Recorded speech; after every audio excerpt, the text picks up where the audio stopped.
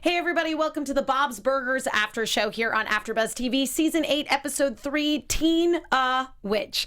We'll be breaking down the episode and talking about all the stuff we liked and what we didn't like, but there's nothing we didn't like because it's Bob's Burgers and we love it. Stay tuned. You're tuning into the destination for TV superfan discussion, AFTERBUZZ TV. And now, let the buzz begin. Oh. It's so good to hear that music. I know. Again. I like that we got like a little hint of it in the intro there. It was like a little with a little like. I like that part. Hey guys, welcome to the Bob's Burgers After Show here on AFTERBUZZ TV. If you guys have not done so already, be sure to head on over to iTunes and subscribe to us there. Listen to us there. Then you can take your Bob's Burgers After Show on the go with you. Listen to it anywhere when you're driving to work, when you're walking your dog, when you're doing your dishes. I don't know. We just want to be hanging out with you. Yeah, exactly. There's really not a bad time to enjoy some Bob's Burgers in your life. And of course, if you are listening on iTunes, remember you can always check us out on YouTube as well. And we do stream live on YouTube, which is exactly what we're doing right now. Heck yeah. So if you are watching live, we are doing our best to monitor that live chat. My phone is not working right now. Yeah, we're the way the studio is, we are in the studio that is furthest away from the Wi-Fi signal. So it's a little challenging, but we'll try to keep up with that live chat as well as that hashtag ABTV Bob's Burgers. I have the wonderful Alexis Torres with me here tonight. I like your Ghostbuster shirt. Thank you. By the way, I didn't. It's funny because when I first saw it, the emblem was blocked on at Target, and I was like, "What is that? It looks like a really cute tee." And I picked it up, and I was like, "Jess." Yeah, no, I liked it before I realized it was Ghostbusters, and then I saw the Ghostbusters emblem, and I was like, "Man, I really like that shirt." Yeah, I think it was like box lunch or something like that. It was like in the very far back in like the sales section. And I was like, "Man, that baseball tee looks really must have." Oh my god, it's so cute. Oh my god. But you can find me all over social media at atorres890. That's ATORRES 890. And I'm Emma Fyffe. I can be found all over the internet wherever Emma Fyffes are sold at my name, Emma Fyffe, EMMAFYFFE. All right, so obviously, sadly, we're not getting a new episode next week, so as strongly indicated by the fact that this episode was clearly this season's Halloween special, which I am not disappointed in by any stretch of the imagination, because while I really love Bob's Burgers overall, I do feel that some of their strongest episodes are their holiday-themed episodes. Oh, they're awesome. I feel like they just up the ante for these holiday episodes. I totally every single agree. time. I mean, I felt like last year's Halloween special was not as good as the one before it. I can't remember specifically what happened. Last year was the Haunting, where they drove out to that other house and Bob and Linda tried to make it everyone was trying to scare Louise, basically. That's right. I do remember that. But the year before, it was Tina and the real ghost. So I think that one was awesome. I think it's when you put the focus on Tina. For some reason, she just works for these Halloween episodes. I just don't I mean, I did also like when it was just the kids when we were trapped in the box by the what was it, the garage, not the garage. Yeah, in the crypt in in Tina and the Real Ghost. No. Oh. The one I think it was the season before that where they were trapped in the box with all the kids. Fortnite. That was a good one too. That one's my favorite Halloween episode, and I like that because the parents weren't really involved as much. And that's something that's kind of consistent across the board with Bob's Burgers, is that the Halloween episodes, by and large, tend to focus on the kids. I mean, even in the first Halloween episode, the kid storyline is hysterical. Oh my god, it's fantastic. In full bars where they go to Kings Island or whatever, the rich, they take the ferry to the rich neighborhood to go trick or treating there, and then they find out that they get full candy bars, hence the title Full Bars, and they end up forming an alliance with some nice kids that they meet there and rescuing them from the teenagers, and Tina pulls this whole bait and switch prank when she gets the popular girl's phone, and it's the kid storyline is so brilliant in that, and the parent storyline, it's just usually a little smaller. Yeah, and I wasn't really looking at it critically, but then I really thought about it, and I was like, you know what? The parent storyline did seem like it should have gone somewhere, and that should have been its own episode, where basically Teddy is having this black and orange Halloween party, and in the midst of it, his guinea pig gets killed. I know, which I was like, wow, we got real dark real quick. Yep. And like Bob doesn't ever really feel remorse for it, and he's just kind of bored for the whole episode, which was totally the opposite. As much as his plot in this episode was definitely the B storyline, it was very funny and you know, it was a one joke story, but it worked really well. That's why I like this one, because usually Bob's stories, like his actual solo stories, are usually more prominent in like Thanksgiving and Christmas. Sure, yes. Because they usually go over the top, because he usually has some weird cooking dilemma. Right, or with Christmas, some weird like extended family thing. Comes up or whatever. Like we had like the dad episode, and stuff and then like that. The episode where he was like connecting with Aunt Gail. And they had to like walk through the snow. Like I will never forget that. That was one of the favorites. Well, I'm hoping Gail comes back in the next holiday episodes. But like Bob, even though we didn't get a lot of him in this episode, it was cool to see him just kind of go into his like weird, crazy state. Well, because that's the thing, is that, you know, Bob is definitely, of all the characters in Bob's Burgers, like on a surface level, like just to look at this family, he's like the normal one. Yeah.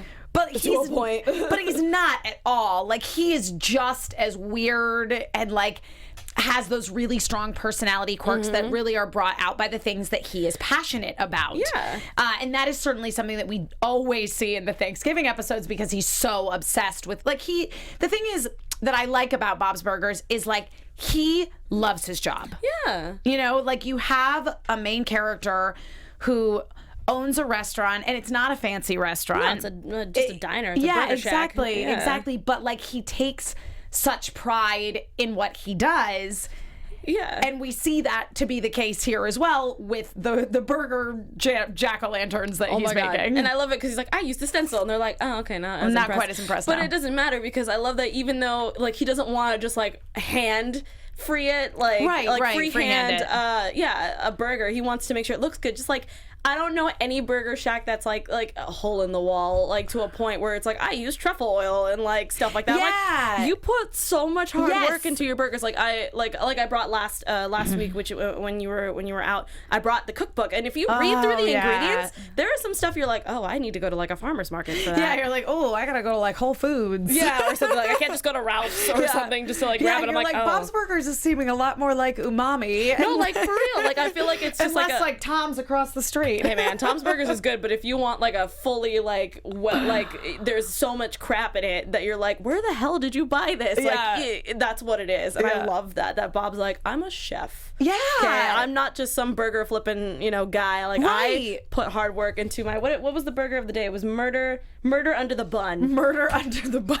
I'm like, come on. Clearly he's like, and that's why I love that he was so irritated that his jack-o'-lantern, his burger lantern, was always getting snatched up. Right, because like he does with all of his burgers, he put a lot of like his artistic like soul into those burger lanterns. Yeah, you know what I mean? Like, oh my god, I love that. Like there was even like sesame seeds on the jack-o'-lantern for the bun. Like he clearly knew what he wanted to do with this. It wasn't just like, I'm gonna cut out some eyes, maybe make some like a patty and like 2 buns. Like, yay, I made a burger. Like, no, he like there was lettuce, tomato, cheese. Like you can see it on the burger, and clearly he put a lot of work, so I felt really bad that he had to kind of lose his marbles over it. Well, yes, and that he of course assumed that it was Jimmy Pesto who was stealing them.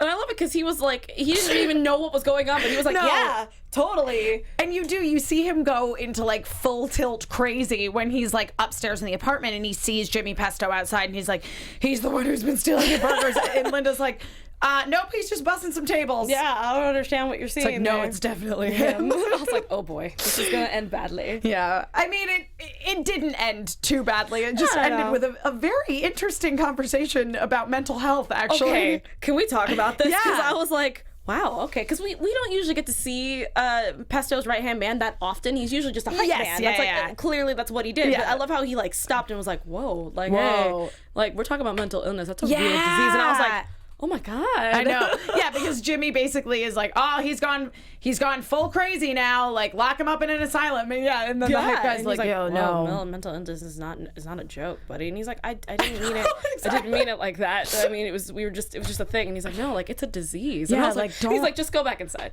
Don't make jokes about that. I was like, All right. And it was like this weird, like, slow clap moment where, like, the hype guy was like, yeah, man, you can't joke about that kind of stuff. And Jimmy Pesto's just like, what happened? Right. And then Bob's like, I'm just gonna back away slowly now. And I was like, okay. We just almost gets hit by a bike.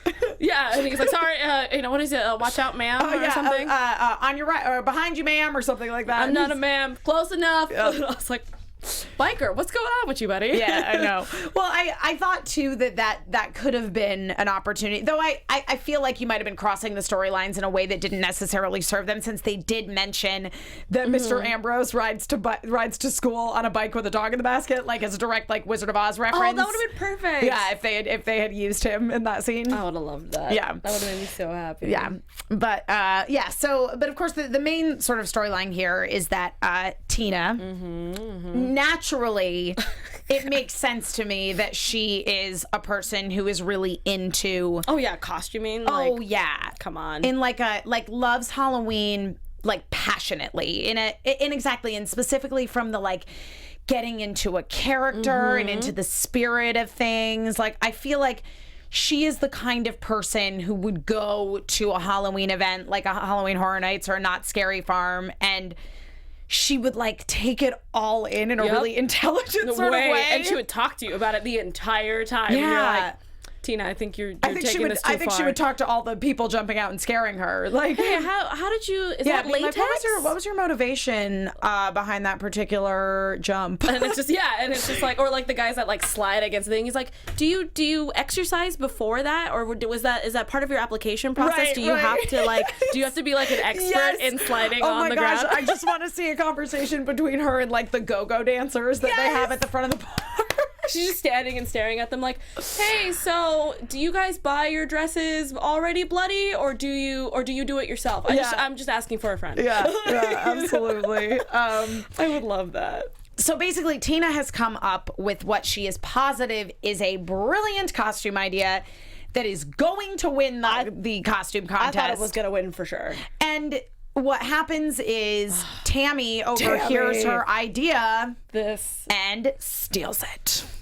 Like, oh, Tammy, like I was so mad. I didn't think that's what she was going to do, but as soon as she was like, what? You're going to do what? And then I was like, no, don't steal her idea. I'm going to be a hot mess also. And I'm like, no. And I love that Jocelyn was like, I thought we were being sexy Judge Judy. It's so funny because when you saw her costume, she looked just like regular Judge Judy. She was not sexy. Are you saying that Judge Judy is sexy already? Yeah, I mean, some people might be into that. Okay, I see what you're doing there. Yeah. But yeah, I felt so bad for Tina. Yeah.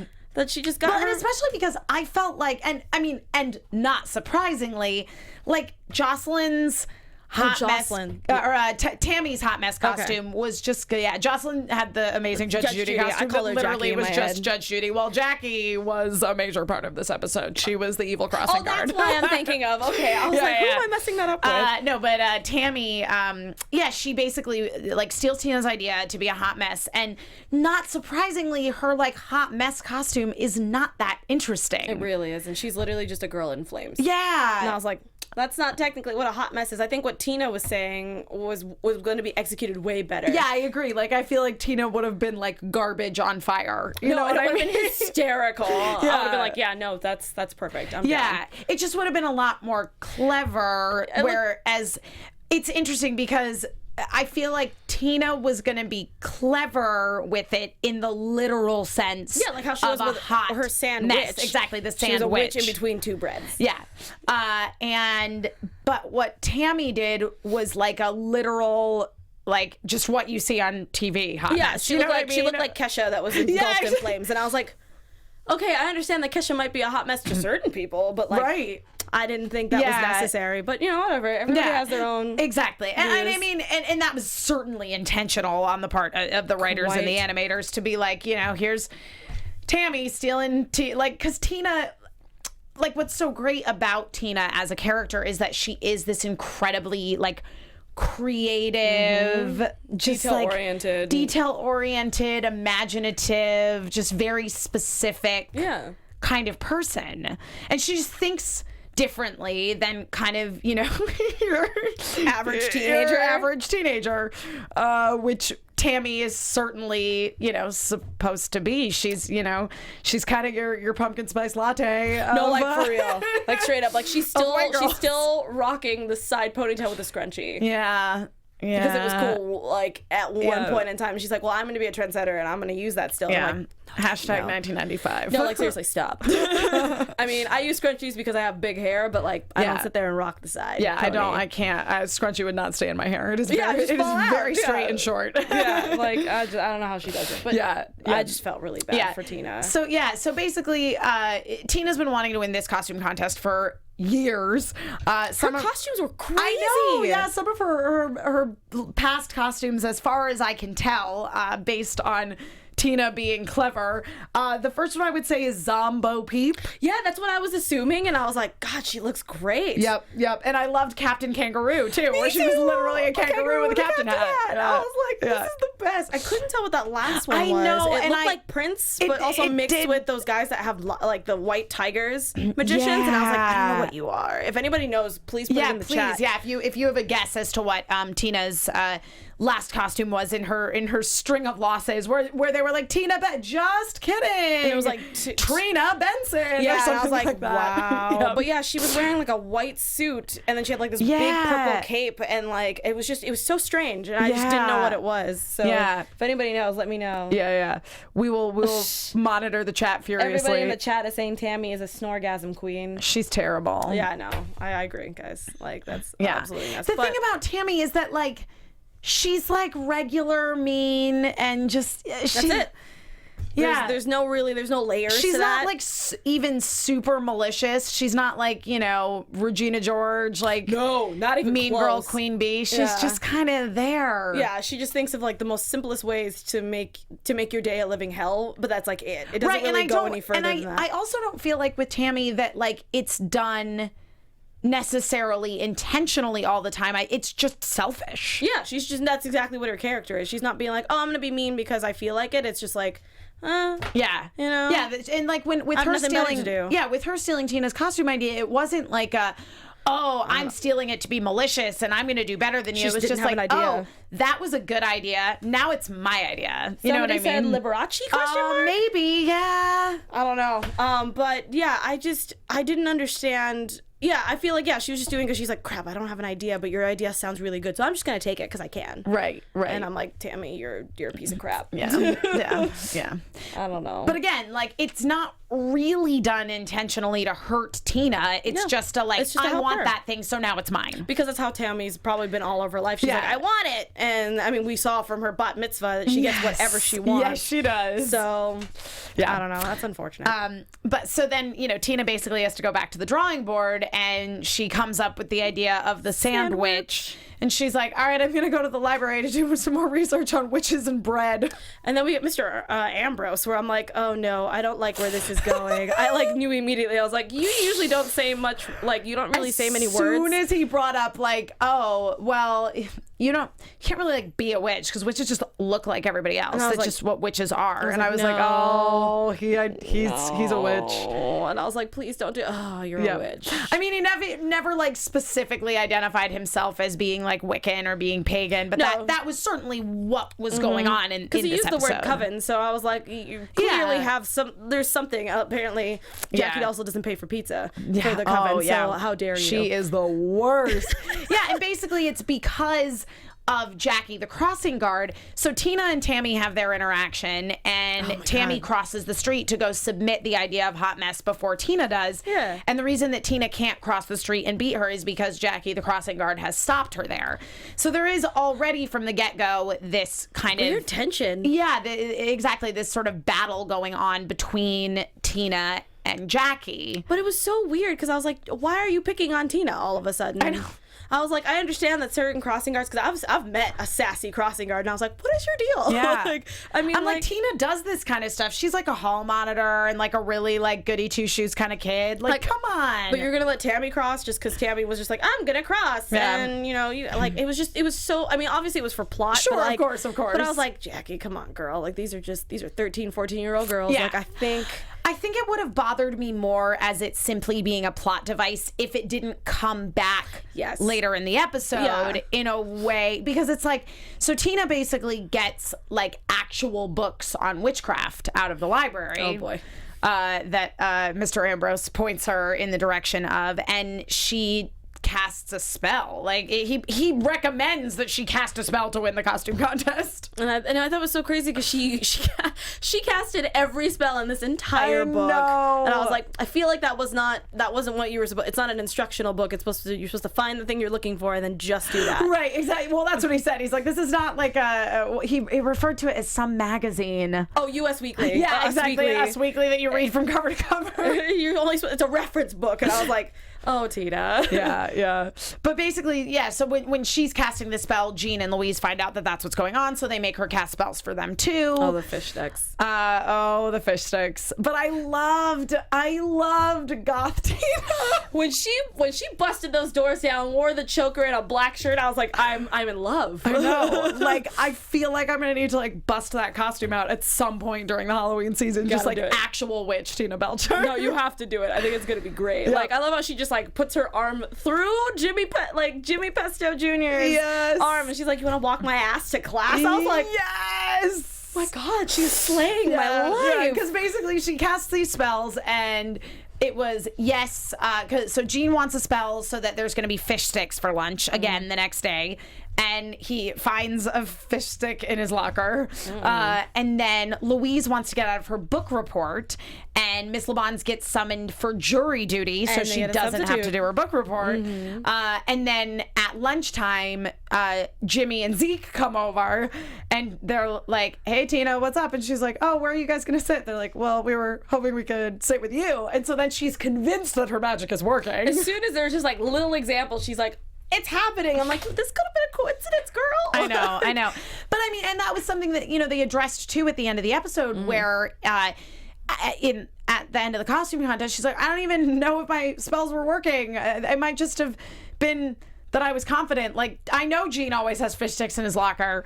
Yeah. And he's like, oh yeah. So then I guess my question is like, do you think her spells were actually working, or do you think it was just that coincidentally she came up with all of these things that happened to work out, and so then she convinced herself that her magic was working, which then resulted in her being just more confident and that having sort of a magical air about it? I mean, I don't know. I mean, I want to, as the person who needs facts before things come up, I'm that type of person who was like, I think it was a coincidence, and I think you needed that confidence boost, and I love the costume change. Like, that made me really happy.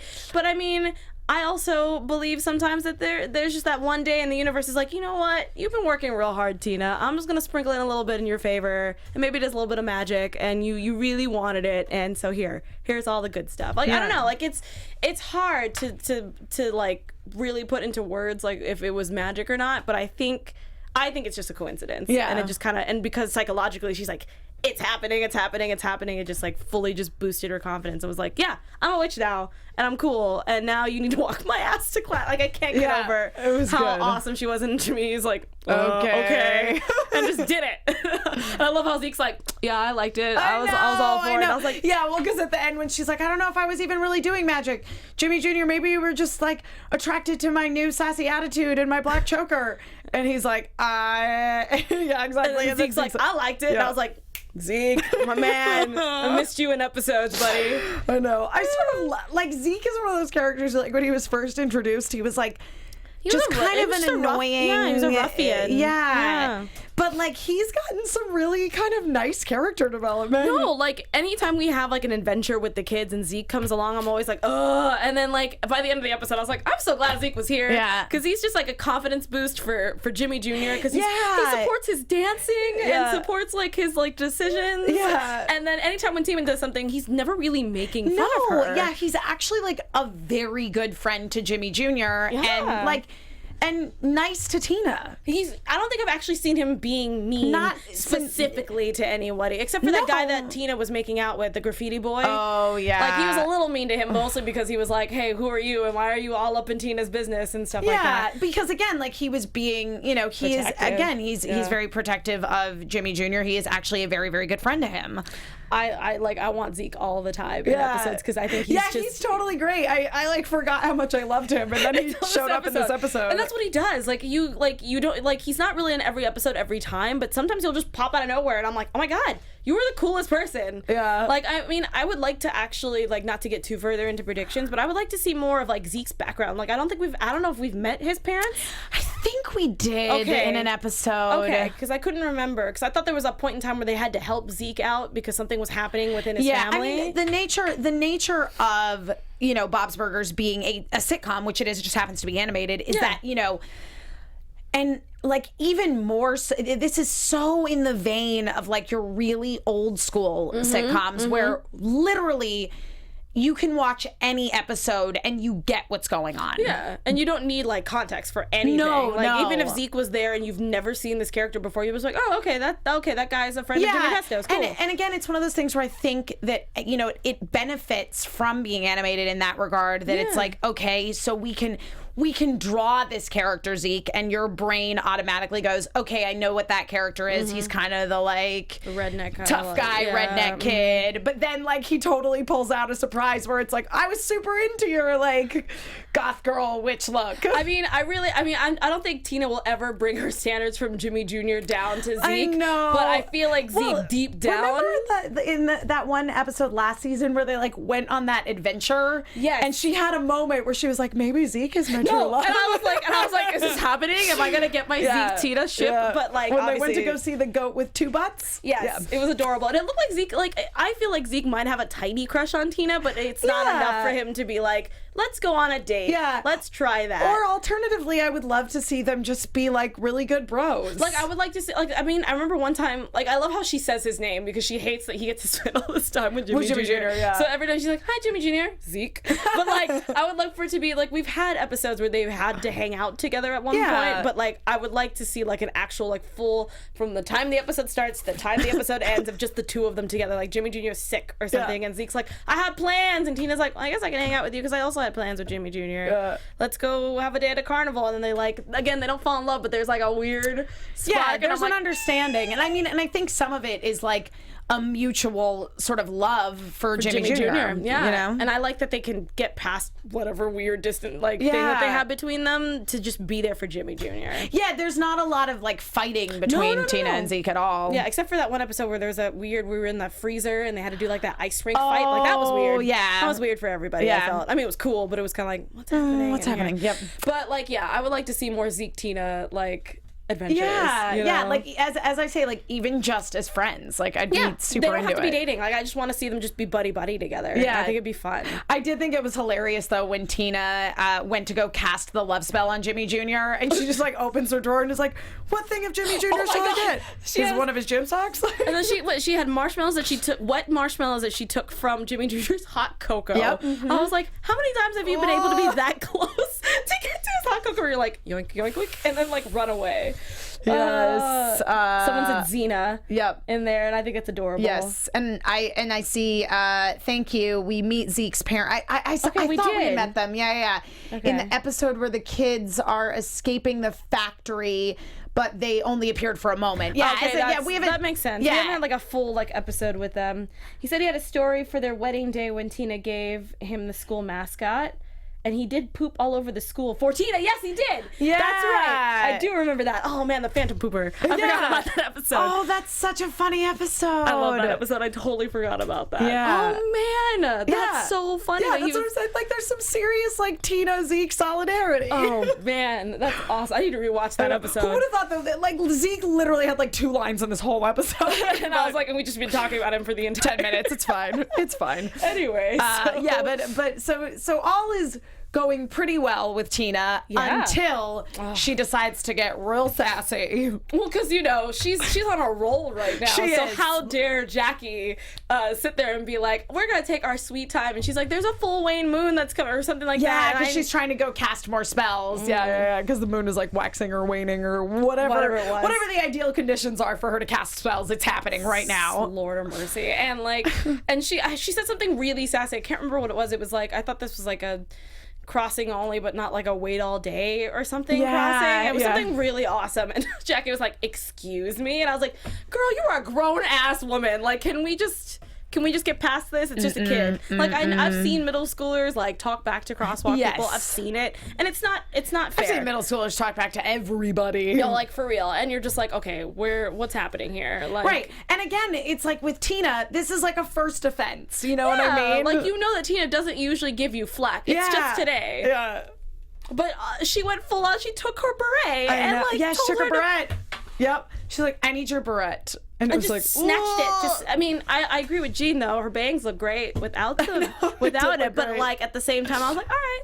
Yeah. Okay. I don't know. I felt really bad for her. Tina didn't deserve that. I know. Well, I mean, she was being a sassy little brat, but like... She was, but her getting cursed was like a little extreme. I mean, it was great for the plot of the episode. Yeah, no, I loved every minute of it, but I was like, oh, come on, Jackie. Like, you couldn't just be like, hey, like, that hurt my feelings and like move on, but we wouldn't have a great story. Yeah. I kind of liked this character of Jackie that they established, though, as being like that person. Yeah. Who just like doesn't let go of stuff and just feels entitled to everything and never pays for pizza. I know. I was like, come on, man. If you're going to be meeting all night, like, you get hungry. You're I mean, allowed. Mr. Ambrose said that, you know, she was a mean person and a witch that, like, always was just, like, going dark. Yeah. She always wanted to go dark. Yeah, she was like, it was like always revenge and curse this and curse that. And it just reminded me of, like, was it the Mummy 2 where they're like, this is cursed, that is cursed. Yes. Like, that's what it reminded me of. Yeah. But, yeah, I felt really, like, I felt bad for her character, but at the same time, I was like, wow, she is just not friendly. She's a truly mean-spirited person, unlike Tammy, who's just kind of selfish. Yes, really good example. I didn't even think about that, but no, she was like out to get Tina just because she said this a couple sassy lines. There was a little sassing happening throughout the episode, but that was unfair. Like, I felt really bad for her. I was like really upset. Yeah, but she does. So she steals Tina's beret so that she can curse her, and then Tina is convinced that she is cursed, freaking out. Like, the butter knife fell and she thought her toe was gonna get, like, it was gonna like stab her in the foot, like Final Destination status. And I was like, what's happening? And then she like had a vision of her in her room. I'm sorry, that is the scariest thing that I would ever think of, is that some lady who you only see in the morning and in the evening, like crossing the street, is in your bedroom cursing you and yelling at you. Like, that's no bueno for me.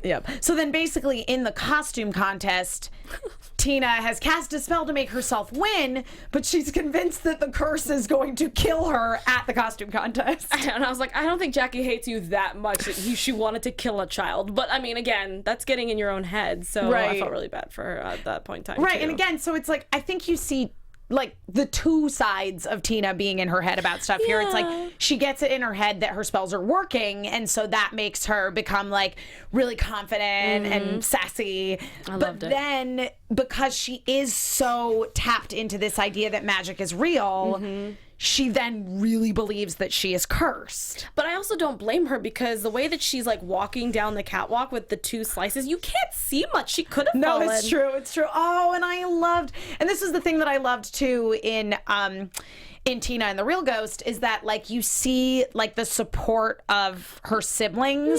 Like ultimately it's Tina who, you know, solves her own problems and is victorious and kind of saves the day. But it's so cute to see like Louise and Jean support her, and you do in this where she's like freaking out. She's like, I'm gonna fall off the stage. Louise is like, Jean and I, we're gonna walk on either side of you. We'll catch you. And he's like, and then we'll toss you around to make it look like you're intentional crowd surfing. And I love that. And they were like sitting there like, pardon me, excuse me, pardon me. And I was like, my gosh. Like, I know siblings that like will do anything for each other, and I also know siblings who are like, nah, I'll just let her fall because it'd be funny. It's like, you know. But I like that even though they make fun of Tina here and there, which is normal, I love that they're like, we're here for you, girl. We're gonna help you. And they even before they found out that she was doing spells, they're like, hey, we came up with another they tried to help her come up with new costume ideas. Which I can't remember for the life of me if they actually said it, but I don't remember. Yes, Jean did say something. Did he? I missed it. I don't remember. I didn't write it down. I did write down, though, were some of the other costume contest people. Of course, we had Tammy, who was a hot mess, and Jocelyn, who was just actual Judge Judy. She looked great. But they also had Marcel Marceau. Which I was like, hey, most people don't know who that is, so you had to look that up if you didn't know what that was. The Mona Lisa.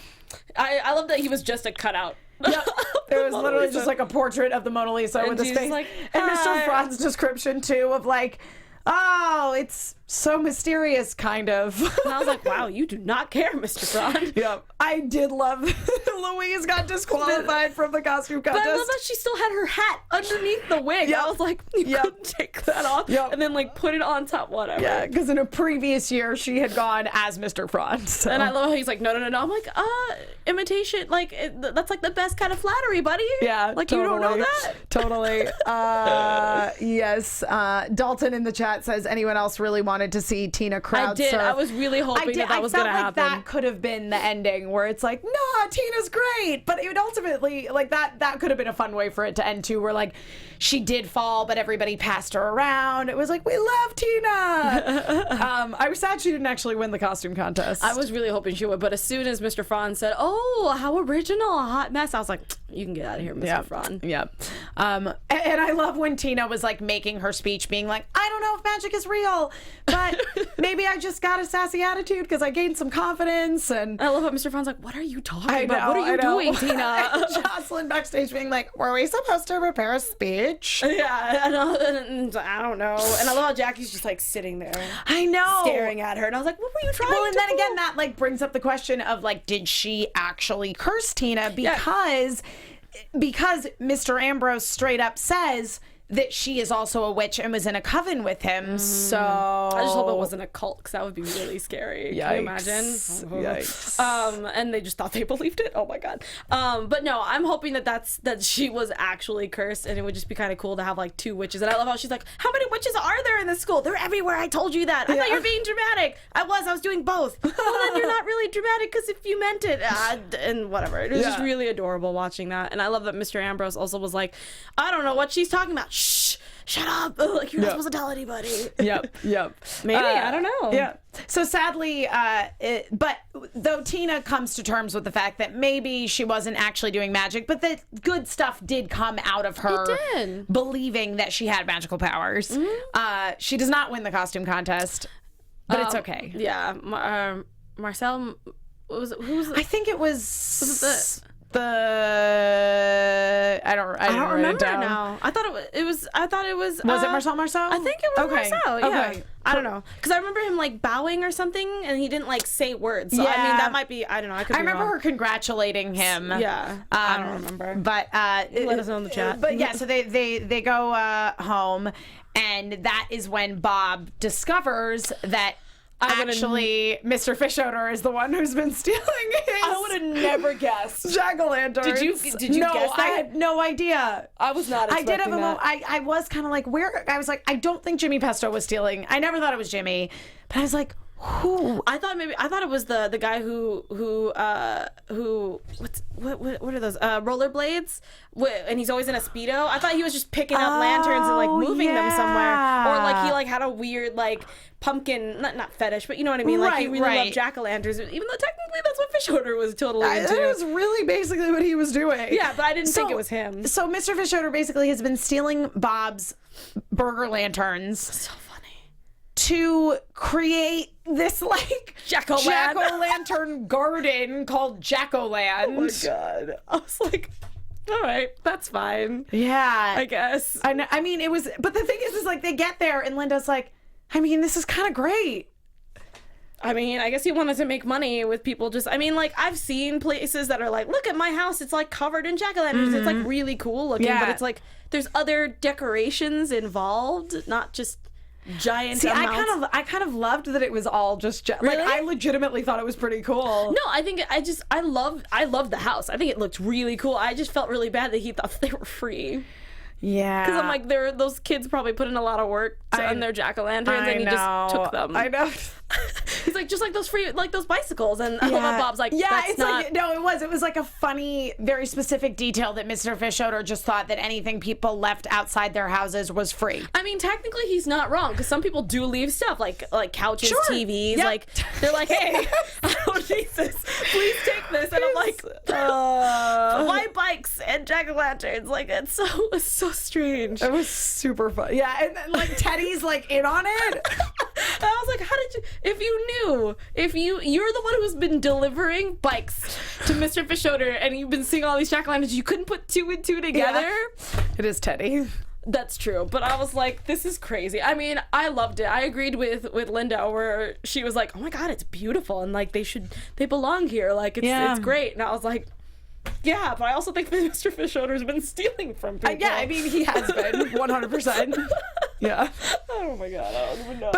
But Bob's were like definitely they were like the star of that. They looked great. Because the rest of them were all just like regular jack-o'-lantern faces, and Bob's were his beautiful detailed little burgers. I mean, he was charging $5 a head to take pictures in front of his burgers, and I was like, all right, they're like, pay the man, Dad, and he's like, I'm not paying for my own jack-o'-lantern. Right, and they're like, oh, come on, Bobby. Yeah, I love how Linda was just like, just do it, and then we cut to the credits. But like, I was just not expecting that. That was so cool. Yep. And it made sense why it was so fast, because he was on a freaking go-kart. Yep.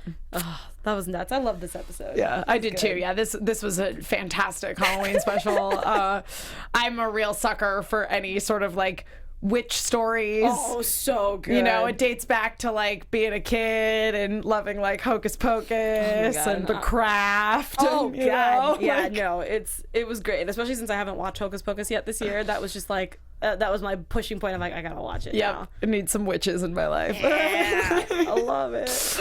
Awesome. Well, anything else you want to talk about before we? I thought I loved our store that we had in the beginning. Next door, It was a bra boutique. Yes, it was Sag Me to Hell, and I was like, wow, that is new. It's so funny because like being in Los Angeles, I see SAG and immediately think Screen Actors Guild. Me too. So I was like, that's like, like I didn't realize it until I like looked down and was like, bra boutique. I was like, that makes a lot more sense. It makes a lot more sense. I was way off on that one, because I also thought, I was like, yeah, like the SAG Awards. Like, I get that. Yeah, no, they're not talking about it. They're talking about movies. They're talking about like SAG. If you're listening, I just did like a motion. She did a mannerism. Indicate sagging. Anyway. We're not getting a new episode next week, but there is going to be one the week after that. So let's, as much as we can for something like a sitcom, dive into some quick predictions. Quick predictions. Yeah. For sure. Some quick little like chat. No, because like I loved how everybody was like on the same. Yeah, Rudy was Marceau's. Marceau. Yes. And he was the one that won. Yeah. Yes. Perfect. Correct. He was the one that won. Mr. F should have cut Bob in on the profits. He would never do that. No, that's very not like Mr. Fischoeder at all. I mean, that would be funny if he did. Yeah. I would have been like, "Who are you?" But like, nah. He would he's such a fun character. I love. Mr. You know what I mean? And he's been out of. He's like the sleazy landlord, but like you kind of like him. Yeah, because anytime he has anything going on at his house, it's like the coolest thing. Like the water balloon fight. That Hunger Games episode was amazing. So good. It was amazing. I will never forget that. Speaking of bras, when they were using it to launch. Yes. Stop it. It was beautiful. But anyway. So I would love to see more with him. As I say, I'm not really able to internet right now, so I can't remember the title of the next episode, but it's something to do with like the seas. Oh, maybe we will get him then next maybe week? Yeah, because I feel like there was an episode involving him on No, Bob got kidnapped by that other guy that owned that yacht to be the chef. Remember the burger chef on the yacht? Yeah, I forgot about that. And oh my god. I want to see more Zeke. We haven't seen the twins in a while. I know, so Andy that'd and be kind of Ollie. nice. Yeah, I would like to see them a little bit more. It's so weird because in my brain, my brain automatically goes to Thanksgiving episode, and I'm like, there's a couple. There's at least one, probably two more episodes before we get the Thanksgiving special. So I mean, last season we got like the beautiful like town founding parade. That was cool. And I would like to see something like that come back with all those sort of like fall. Town activities, because that's like the thing about Bob's Burgers is it is very much the like small town community, everybody knows each other kind of like thing. with the old couple that walked by, they're like, stop yelling. I know, and he's like, sorry.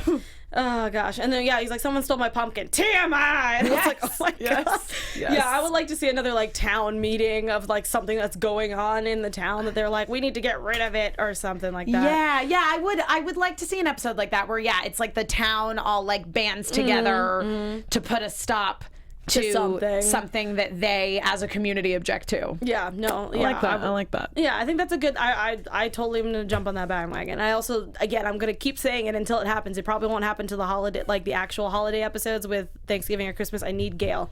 I need her to come back. I need to know what's happening. I need to know what went down between her and Mr. Frond. We still don't know. I mean, last we knew they were dating, then he was talking about dating other women. It was just weird. It was just weird, guys. I wasn't ready. My heart wasn't ready to hear that news because I'm like, what about Gail? I know. And I love it. I don't remember which kid it was. I think it was Louise or Tina, and they were like, what about Aunt Gail? Yeah, and they just never talked about it. Yep. And I was like, yep. So I feel like we have to have the solution to that coming sometime in the near future. Again, guys, we will not be here next week, but we will be the following week. Thank you so much to everybody for tuning in to the Bob's Burgers After Show here at AfterBuzz TV. Alexis, where can people find you on the internet? What's going on with you? Where can people keep up with all your stuff? You can find me at atorres890 all over the social media stuff. Halloween is obviously coming up. Yes. So, Linda. I'm dressing up as Linda, and you'll start seeing more pictures that are coming up because I just got my costume finished out. But like my fiance is also going to be Bob, and then we actually got a burger costume for my dog if you've been following me. So he's going to be our burger pretty much. Rocky. And it's going to be really adorable. It's going to be your mascot. Yeah, I just got a notification that the burger costume just arrived at my house. So yay! It's gonna be great. That is fantastic. So yeah.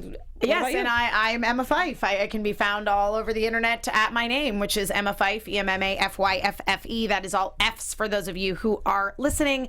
F's as in Frank, no S's as in snake. I messed that up last week. I know, they tend to sound the same on the phone or when they're like recorded into a microphone and transmitted into your ears through headphones or otherwise. You can see them on a bunch of shows here at AfterBuzz TV, including, stick around right now, we're going to be doing the Ash vs. Evil Dead after show. You guys should watch it. I saw everyone's outfits for today. I was like, oh, exactly. Snap. Yeah, we get cool. real serious on Ash vs. Evil Dead. So yeah, stick around for that. Also, Transformers: Robots in Disguise is back on Cartoon Network now. We are definitely doing an after show for it. We're locking down the time, so be sure that you are following Alexis and myself as well as Katie and Megan if you guys are fans of that show to find out exactly when that will be airing. But where it will be airing is right here on AfterBuzz TV. So again, thank you so much to everybody who joined us live tonight, everyone in the chat, people in the hashtag, if that was a thing that was happening. Again, we can't internet. No internet. But we trust that you guys were there in spirit anyway. And again, we won't be back next week, but we will be the following week, 8:00 p.m. Pacific time on Sunday, November 6th. November 6th. Yes, November 6th. Yes. We will be here. Hopefully we will see you here too. And until then, bye. Bye guys. Happy Halloween.